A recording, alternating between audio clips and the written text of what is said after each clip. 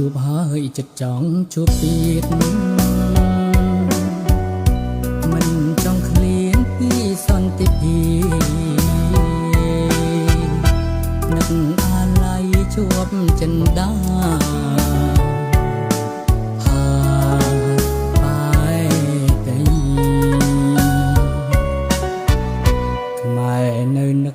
នឹកមិនភ្លេច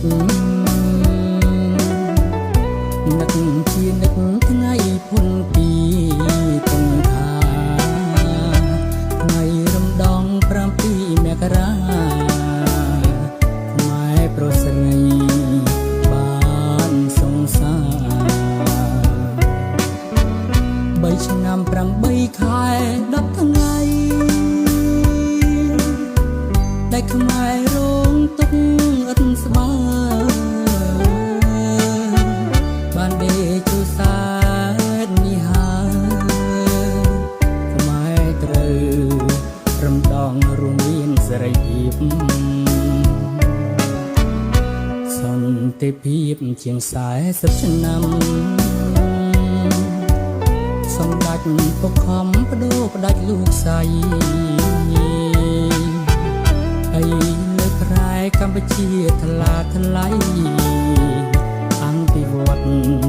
ជឿនលឿនគ្រប់វិស័យ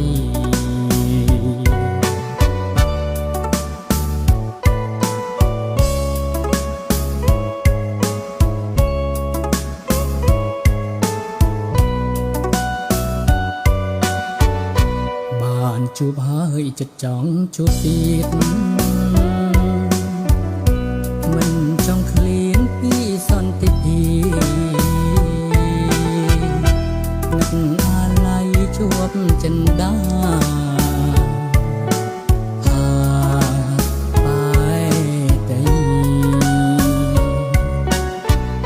ខ្មែរនៅនឹកមិនភ្លេចនឹកជានឹកថ្ងៃពុនពីទុំខាថ្ងៃរំដង7មករាខ្មែរប្រស្រីបានសង្សារ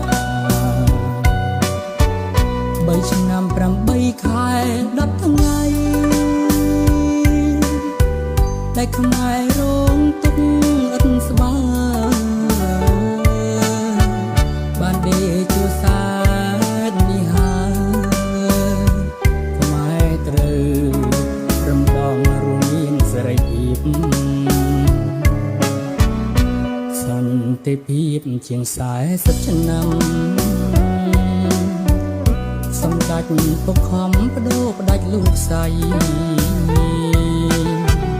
ហើយលើក្រែកម្ពុជាថ្លាថ្លៃអង្គវត្តជឿនលឿនគ្រប់វិស័យ3ឆ្នាំ8ខែ10ថ្ងៃដែលខ្មែររងទុក្ខឥតស្បើបានដេកជួសែតនេះហើយខ្មែរត្រូវរំដងរួមមានសេរីភាពសន្តិភាពជាង40ឆ្នាំសម្ដេចពកខំបដូរផ្ដាច់លោកស្រី